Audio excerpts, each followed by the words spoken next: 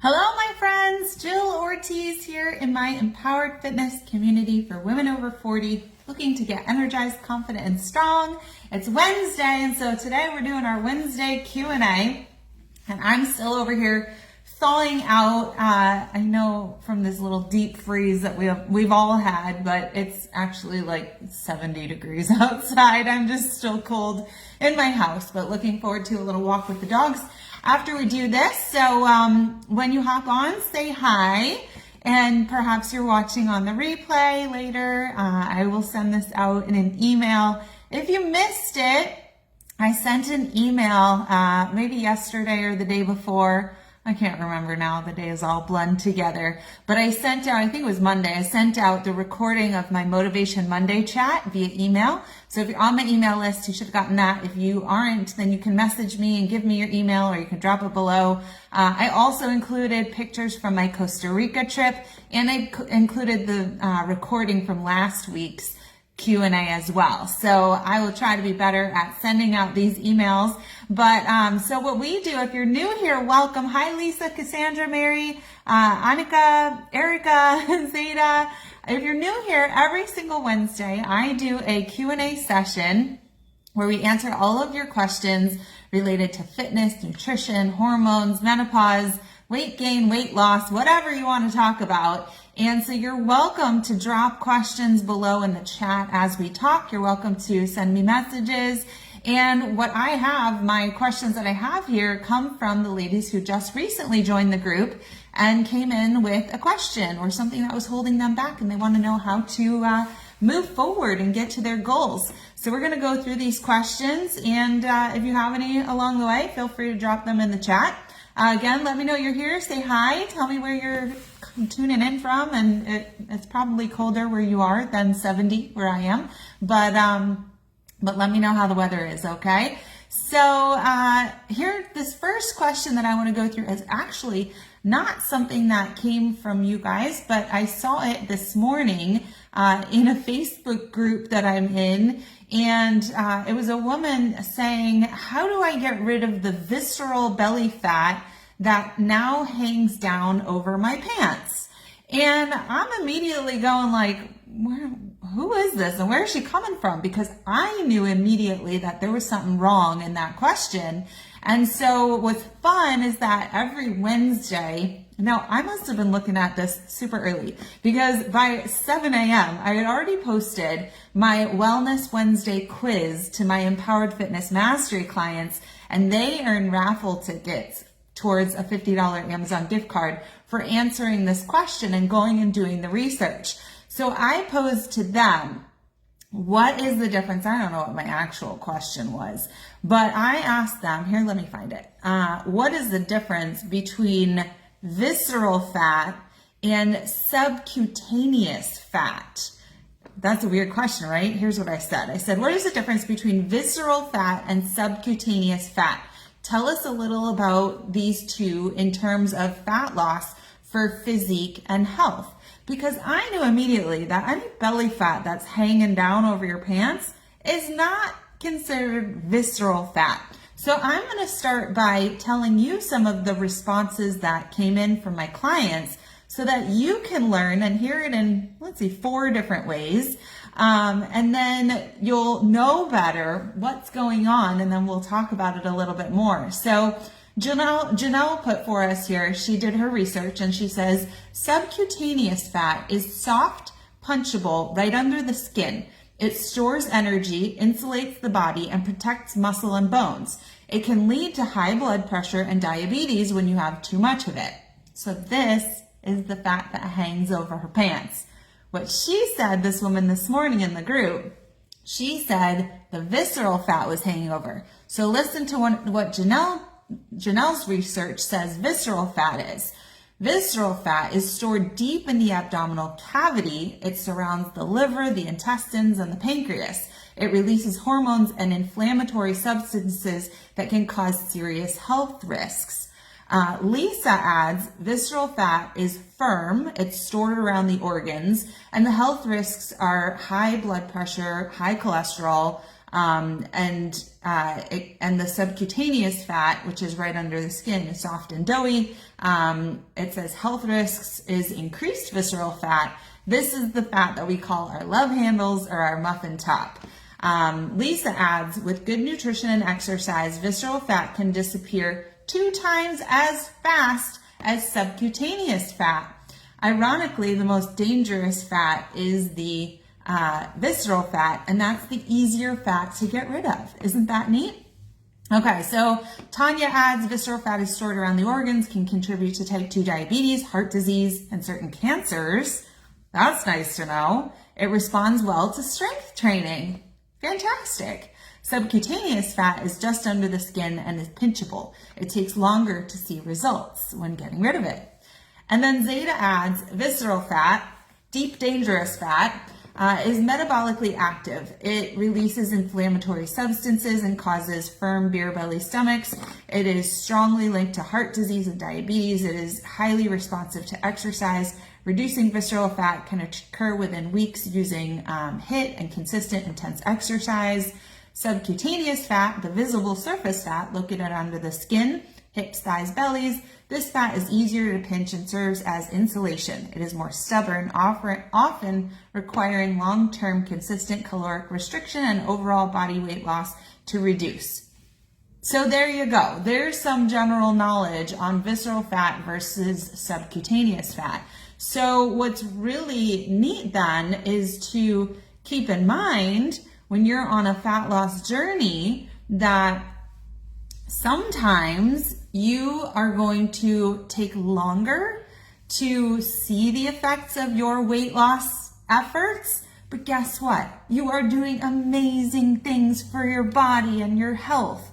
And so, yes, it takes a little bit longer for that outer fat to go away, but it doesn't mean that if you do the work and you don't see the results immediately, that nothing amazing is happening, right? And so you've got to make this a long-term journey because it will come off eventually, okay? So all good stuff about fat, all different kinds of fat. I had done a little extra research. Let me see if there's anything that I want to add to that. I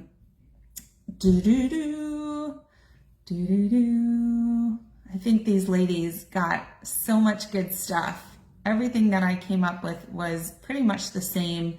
A lot of people ask, like, how do I get rid of this fat and that fat?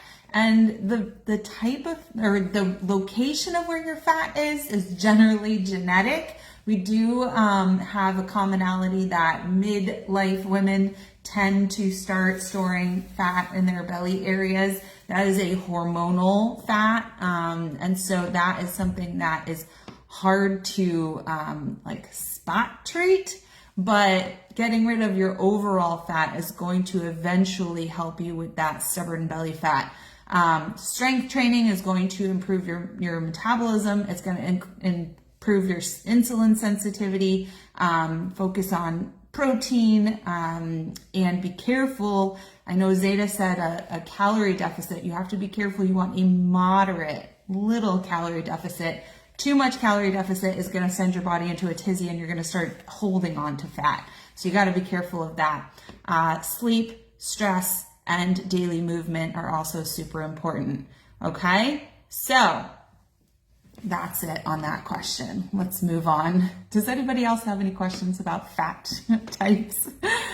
Feel free if you want to add anything. Hi, Tracy. Hi, Kara. Somebody else was there. I can't see. It's telling me I was slow. Oh, and hi, Lori. Okay, so Lisa says nothing seems to work. She says, how come when I eat less, I don't lose weight? So I think I just touched on that. There's a difference between a moderate calorie deficit and eating as little as you can. When you eat very little, like less and less and less and less, then your body's metabolism is going to slow. Your metabolism is super, super smart.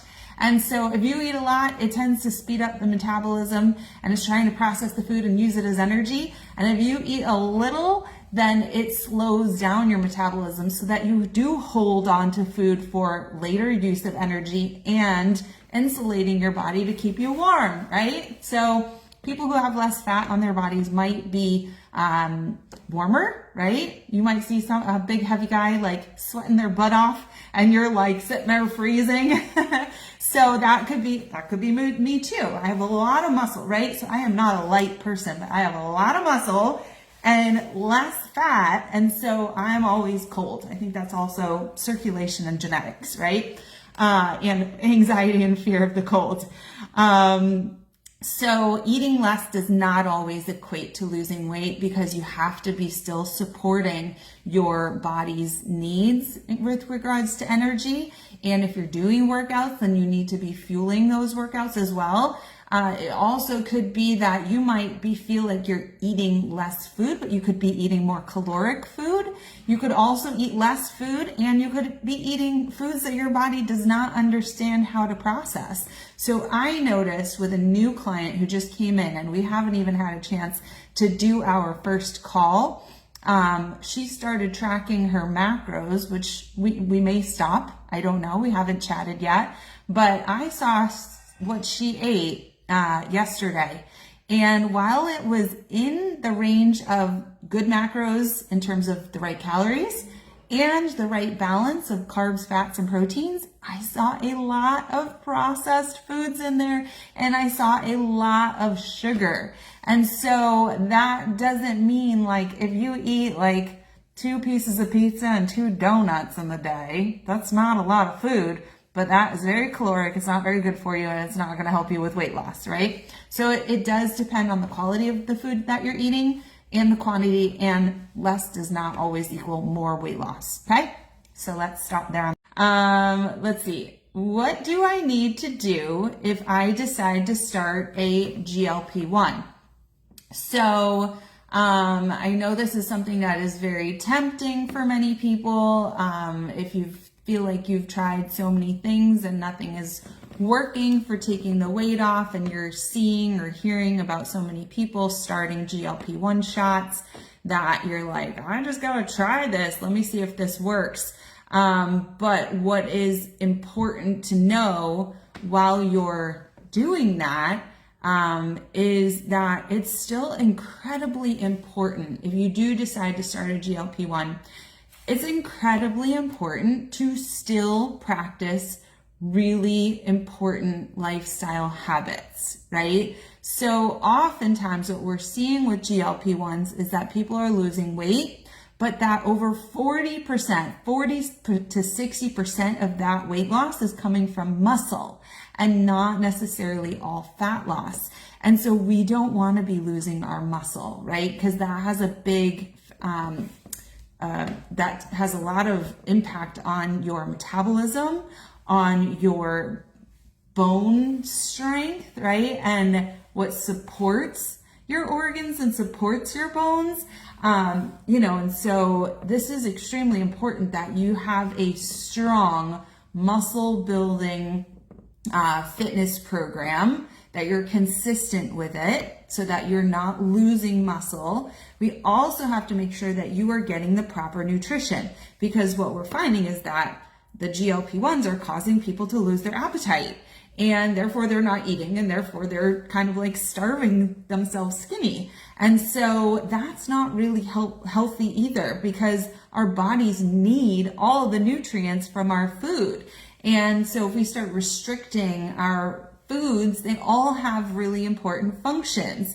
Protein is going to be what builds your healthy muscles and your bone and so many of your organs, right? So without protein, even our eyes and our liver and our everything, like our organs need protein, our muscles need protein, our bones need us to be taking in protein and lots of vitamins and minerals, right? If we don't have our carbs during the day, if we completely restrict our carbs, then we don't have our energy, our quickest energy source, our brain fuel, and that can give you massive brain fog.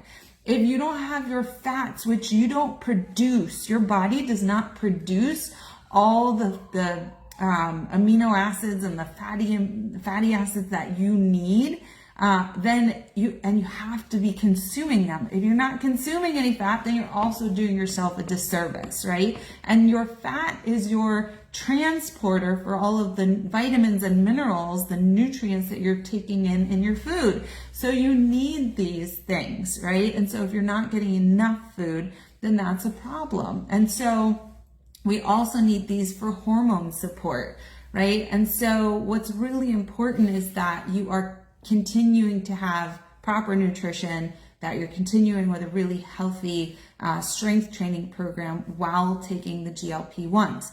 So along with that, stress management and sleep management and recovery and getting your daily movement, having balance in your life.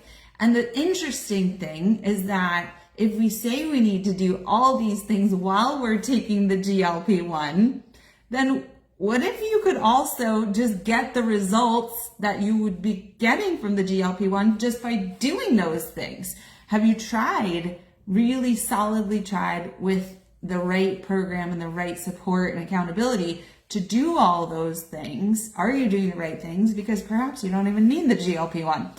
Because one thing that you need to know is that once you start the GLP-1, you generally are going to have to stay on it for a lifetime. I was reading yesterday a post in a group somewhere where somebody was asking for success stories, if anybody had success coming off the medication and continuing to get results or maintaining their results that they got from the GLP-1. And I read probably 50 to 75 comments. And what I saw most was people saying, you have to make the lifestyle changes as well. Otherwise, when you come off the medications, the weight's going to come right back on. So you have to be learning those healthy lifestyle habits. Other people said that they were kind of bringing down their dosage, but they were seeing at least a 5 to 10 pound uptick again in their weight. What they're not talking about is all of the other things that could be affected, which again is your metabolism long term, your health, your overall health, the vitamins, the minerals, the nutrients that your body has. It's not going to measure your bone density and your bone health until something happens. So people generally don't know that they have a bone health issue until they fall and break a bone.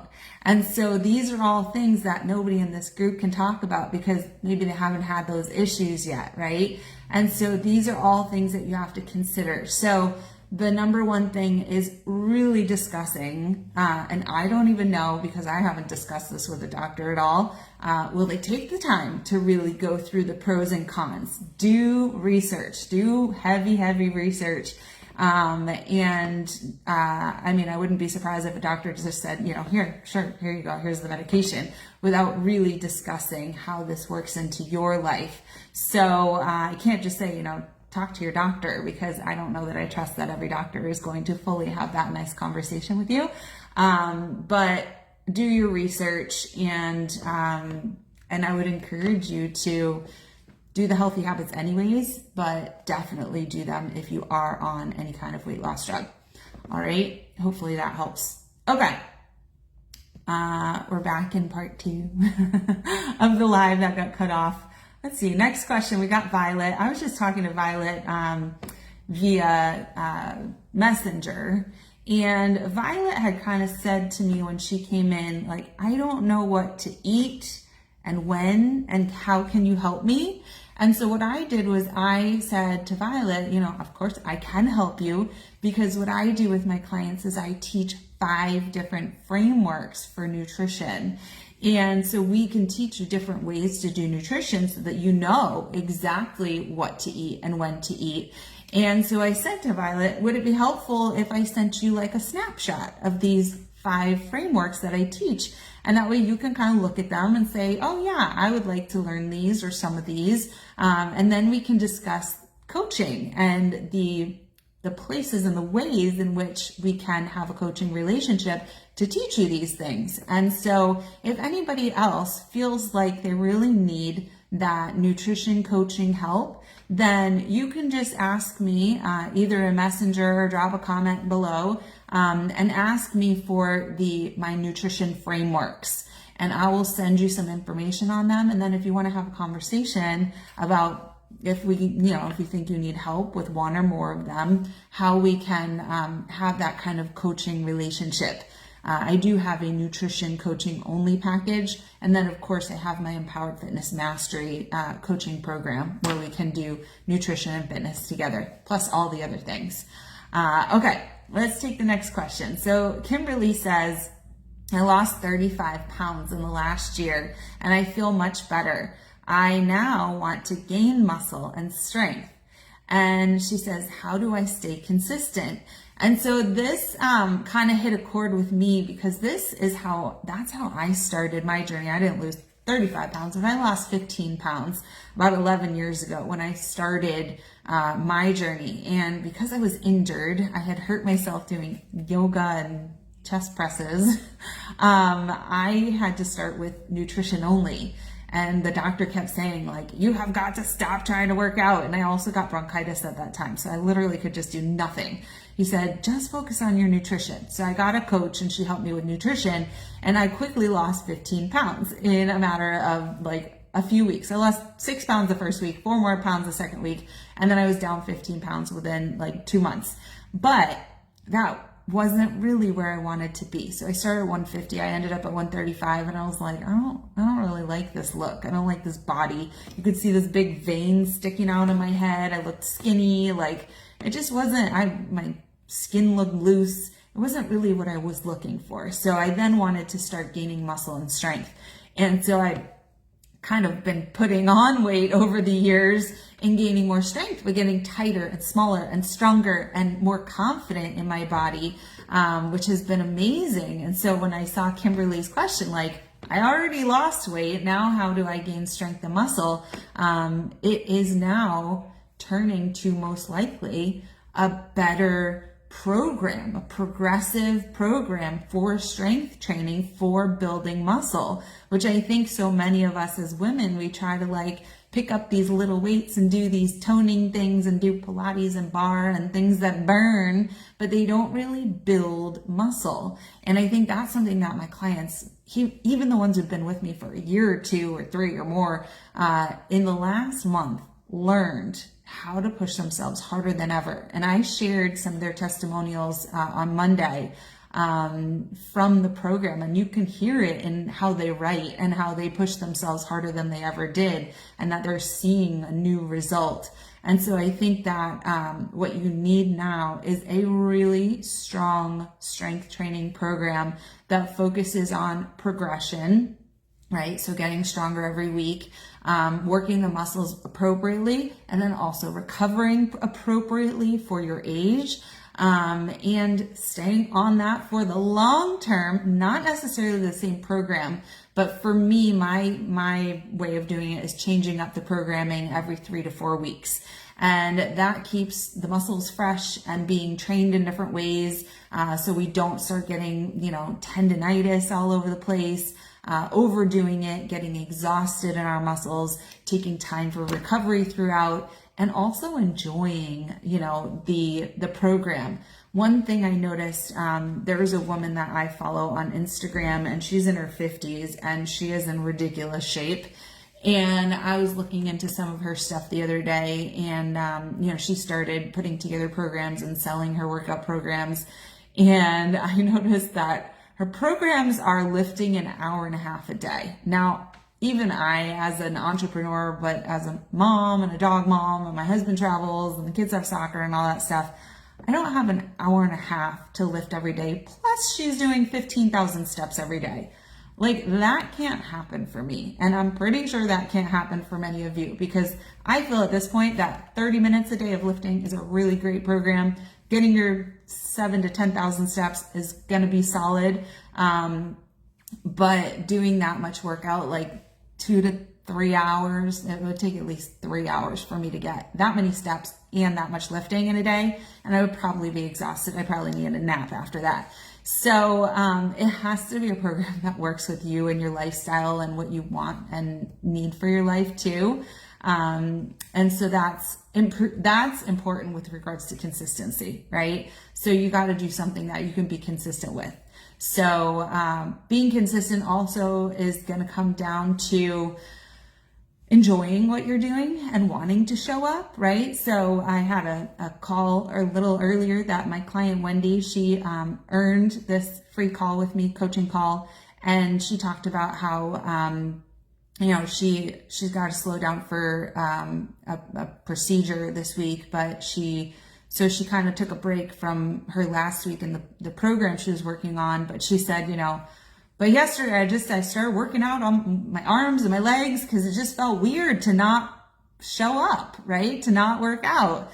And so you want to get to that point where you feel inclined to work out. You feel your best when you work out each day, whether your workout is lifting or walking or running or yoga or stretching or whatever it is, but it will give you energy. It will set you up for a much better day than if you skip it. So you want to get to that point where you love showing up and that you'd rather show up than skip it.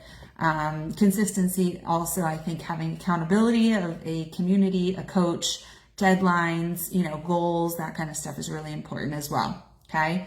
All right, let's see. I got a few more questions here. Let's see if we can get through them. Sherry says time is holding her back. She works full time and cares for her mom. She says starting in January, she started lowering her carbs and grouping foods for supporting insulin levels. That's fantastic, super important at this point in life. She says, I want weight loss for me and my daughter's wedding in September. Yay. That's a good motivation, right? She says, what do I eat to help stabilize me and get me to my goal weight? So number one, that was really smart to be possibly lowering some of the carbs and grouping your foods together to support what we call blood sugar regulation. That's very helpful. We need to make sure you're eating the right amount of food, that you're doing the right workouts that are going to help you there as well, that you're getting proper recovery, that your stress levels are not through the roof. And then we need to monitor. So I think the best way is to actually take pictures.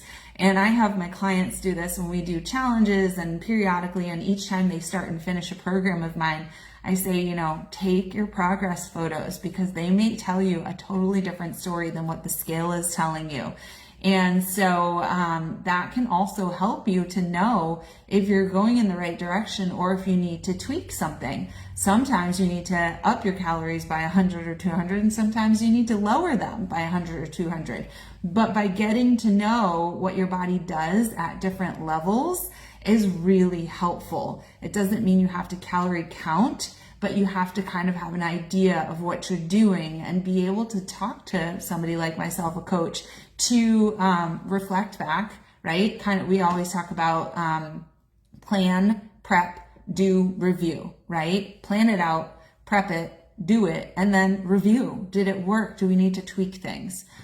So Sherry, I think that you would be perfect for a call with me. I've included the link here. It's a free call. It's a consultation call, and then we can decide if we want to work together. And since your daughter's wedding is in September, that's like 7 months. So we got to get on it. But I'll tell you the same thing I told Wendy today. She's going to Spain in 6 weeks or so. I said, Wendy, you can absolutely have 10 pounds off in 6 weeks. She's going to start her plan on Monday after her procedure this week. And I'm telling you, I have all the faith in the world that she can get there, and I'm going to be checking to see that she gets there. And she knows that I expect her to get there too, because I know she can, and she's got the exact right tools to do it. And so I believe the same for Sherry. I think Sherry can lose weight, feel incredible, and feel like a whole new person for her daughter's wedding. 7 months is a lot of time, right? So depending on how much weight Sherry has to lose, she can lose 1 to 2 pounds a week, like really healthy, which will be sustainable, not just like, let me starve myself for the wedding and then, I'll gain it all back afterwards. But that would be, you could be golden, but we got to get on it now and get that learning in place and get the plan in place, and then get you that consistency, and kind of, again, plan, prep, do, review. Okay. Jennifer, she says she doesn't know the proper way to lose weight. She says, what is the appropriate way for women over 40 to lose weight? It's having structure to your nutrition, having different types of nutrition frameworks that you can switch back and forth to, because none of us want to stick to anything anymore at this age. And having the proper strength training routine, letting go of the idea that more cardio is going to give you more weight loss, and finding balance in your stress levels, your sleep, your recovery, and getting lots of really great nutrition. We want it to be healthy, and we want it to be something that you enjoy. So that's number one and number two, right? The proper way to lose weight is a healthy way that you enjoy, okay? And that you can sustain. That'll be number three. All right, we got two left.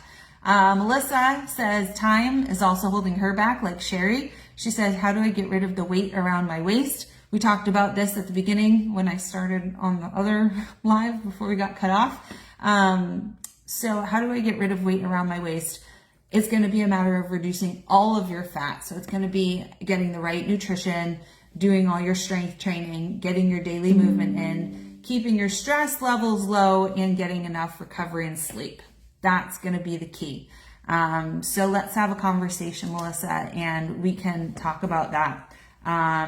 The weight does come on around the belly in midlife due to hormones, for the most part, hormones and cortisol, stress. Okay. Last one is Sabrina. She says, I think it's the last one. She says her mindset is holding her back, and I must not have grabbed her question. Let's see. Yeah, I'm not sure what her question was. I apologize.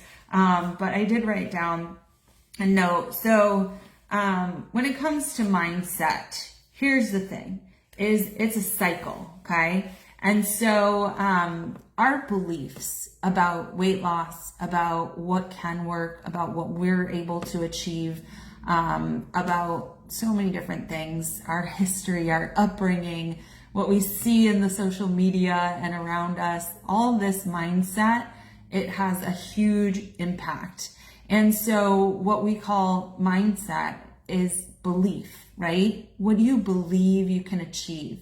And the more belief you have, the more of your potential you'll tap into. So if you don't believe that you can lose weight, then you're not going to be tapping into your potential to do so.